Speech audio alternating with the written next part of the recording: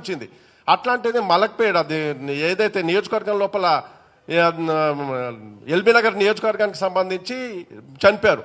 LB నగర్లో BRS MLA ఆయన పరామర్శించలేదు. కనీసం కేటీఆర్ ఇంత సబ్జెక్టు మాట్లాడుతుంటూ రాష్ట్రం గురించి ప్రపంచం గురించి మాట్లాడతాడు తప్ప ఒక పసి ప్రాణాన్ని పరామర్శించడానికి వెళ్ళలేదు. హరీష్ రావు వెళ్ళలేదు, కవిత గారు వెళ్ళలేదు.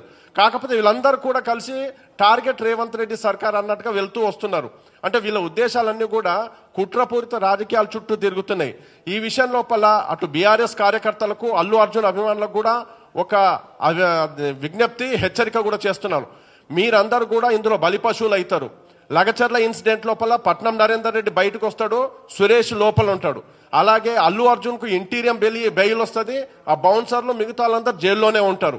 కాబట్టి మీరు ఎవరైనా కూడా ఆవేశపడి వీళ్ళు రెచ్చగొట్టే చర్యలకు మీరు లోబడి వెళ్ళినట్లయితే ఆఖరిగా నష్టపోయేది మీ కుటుంబాలు అవుతాయి. మిమ్మల్ని ఆదుకోవడానికి ఎవరు రారు. కేవలం వాళ్ళ రాజకీయ కుట్రలో మిమ్మల్ని పావులుగా చేయాలనుకుంటున్నారు. కాబట్టి అటు బీఆర్ఎస్ కార్యకర్తలు కానీ అల్లు అర్జున్ అభిమానులు కానీ ఎటువంటి శాంతి భద్రతలకు విఘాతం కలిగించే చర్యల్లోకి వెళ్ళకూడదు. ఎవరు రెచ్చగొట్టినా కూడా మీరు ఏమాత్రం రెచ్చిపోవద్దు. మీ కుటుంబ భద్రత అనేది ముఖ్యము, మీ భద్రత అనేది ముఖ్యము. ఈ విషయం లోపల రాష్ట్ర ప్రభుత్వానికి పోలీసులకు సహకరిస్తూ వెళ్ళాలని, అలాగే రాష్ట్రంలో శాంతి భద్రతలను విచ్ఛిన్నం చేయాలని, తద్వారా ఈ రాష్ట్ర ప్రభుత్వాన్ని కూల్చాలని జరుగుతున్న కుట్రల విషయంలో కూడా రాష్ట్ర ప్రభుత్వం దృష్టి సారించి అవసరమైన చర్యలు తీసుకోవాలని ఈ వేదికగా విజ్ఞప్తి చేస్తున్నాం. Thank you. చెప్పండి.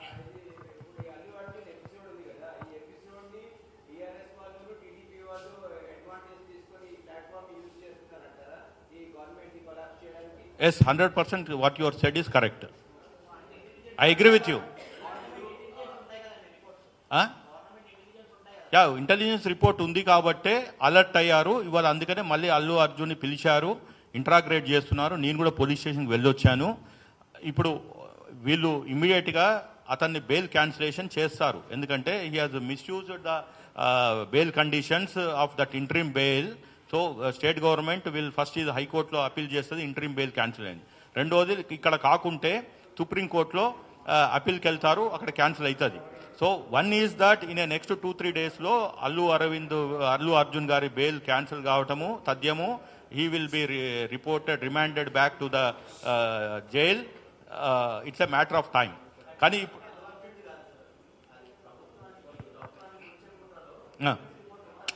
ఉన్నది కాబట్టి అలర్ట్ అవుతున్నారు.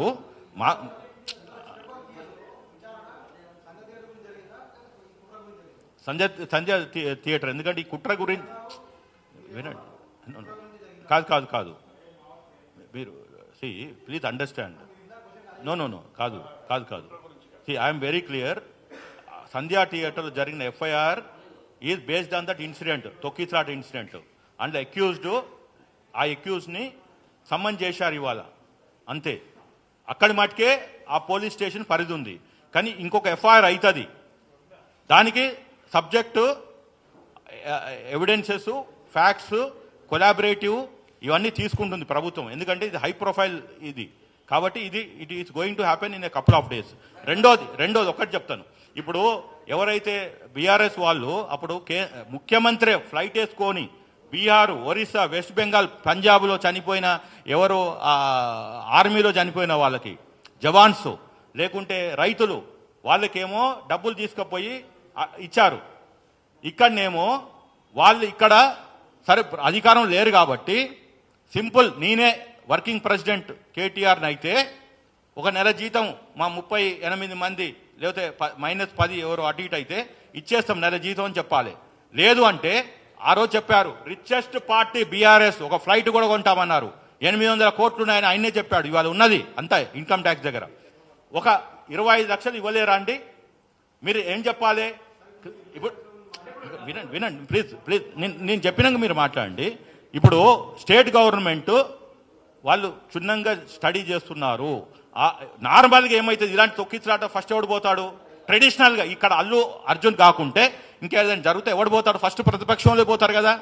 డిమాండ్ చేయాలి కదా ప్రభుత్వానికి, ₹1 ఇవ్వాలి, డబుల్ బెడ్రూమ్ ఇవ్వాలి, ఇల్లు ఇవ్వాలి, అది అని. ఎవడైనా పోయిందా ఈరోజు దానిక? మీరు నన్ను ప్రశ్నించడం కాదండి, మిమ్మల్ని మీరు ప్రశ్నించుకోండి. యాజ్ ఎ 4th స్టేట్గా అది లీడర్ ఆఫ్ ఆపోజిషన్ ఏం చేస్తున్నాడు? సార్ ఆరోపణలు నేను చెప్తున్నాను. అదే వినండి, let him have it, let's. అది ఎప్పుడు నేను ఏమన్నా అంటే వినండి, అది జరుగుతుంది. నాకు నిన్న సాయంత్రం తెలిసింది కాబట్టి ఇలా ప్రెస్ మీట్ పెట్టా. Yesterday I came to know. అవును, ఎస్ పెడతాను. నేను చెప్పినా కదా నా ప్రెస్ మీట్స్ ఉంటాయని. కాదబ్బా, ఒకటే రోజు కోర్టులో మొత్తం వాదనలు విన్నారు కదా. స్టెప్ ఎవరు శవరాజకీయాలు ఎవరబ్బా? నువ్వు ఏదో ఆంధ్ర పాలిటిక్స్ ని తీసుకొచ్చి ఇక్కడ పెడుతున్నావు. తెలంగాణలో శవరాజకీయాలు లేవు, కుల రాజకీయాలు లేవు. విను, నువ్వు ఎవరి మీద యాంటీ మీద మాట్లాడుతున్నా? ఎస్ బీఆర్ఎస్ మీద మాట్లాడుతున్నా. ఆ నలుగురు వ్యక్తుల మీద యాంటీగా మాట్లాడి గంటసేపు అదే చెప్పినా కదా. తప్పే ఉంది?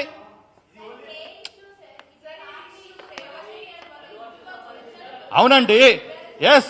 రేవతి ఇష్యూని, రేవతి అనే విక్టిమ్ని కాదు మేడం, ఒక వన్ బై వన్.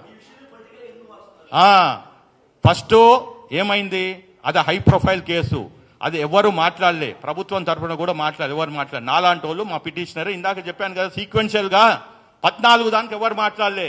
మేమే ఇంప్లీడ్ అయినాక అప్పుడు అర్థమైంది, అరే ఎవరు ఈ సతీష్, ఎవరు శ్రీనివాస్ రెడ్డి అని చెప్పి బ్యాక్ ఛానల్గా కాంగ్రెస్ పార్టీలోకి మీ చెడ్డ పేరు వస్తుంది అని చెప్తే అది ముఖ్యమంత్రి గారు చాలా సీరియస్గా తీసుకున్నారు. దాని తర్వాత ఒక పొలిటికల్ కాంట్రవర్సీని పొలిటికల్ కాన్స్పిరెన్సీగా చేశారు 48 గంటల్లో అని చెప్తున్నా. అయిపోయి వన్ బై వన్ వాళ్ళకి ఇవ్వండి లేడీస్.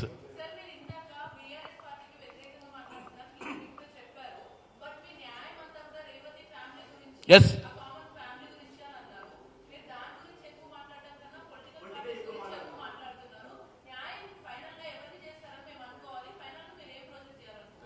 విను.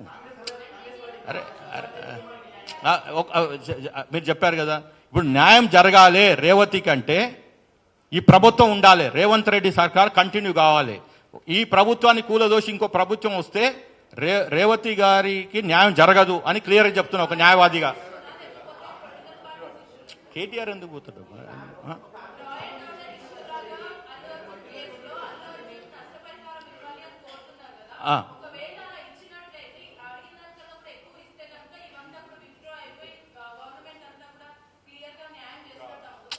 కాదు మేడం, ఇప్పుడు first of all accused victim ఫ్యామిలీకి డబ్బులు ఇవ్వటానికి మన చట్టంలో లేదు. అర్థమైందా? ఇది మర్డర్ అంటే అక్కడ మహిళ ప్రాణం కోల్పోయింది కాబట్టి there is no in our legal framework to an accused giving a money. అది కొన్ని దేశాలలో బ్లడ్ మనీ అని ఉంది, మన దేశంలో లేదు. మన రాజ్యాంగం ప్రకారం మన ఉన్న పీనల్ కోడ్స్లో లేదు. కానీ ఈయనకు తెలిసో తెలియకనో ఇస్తాను అన్నాడు.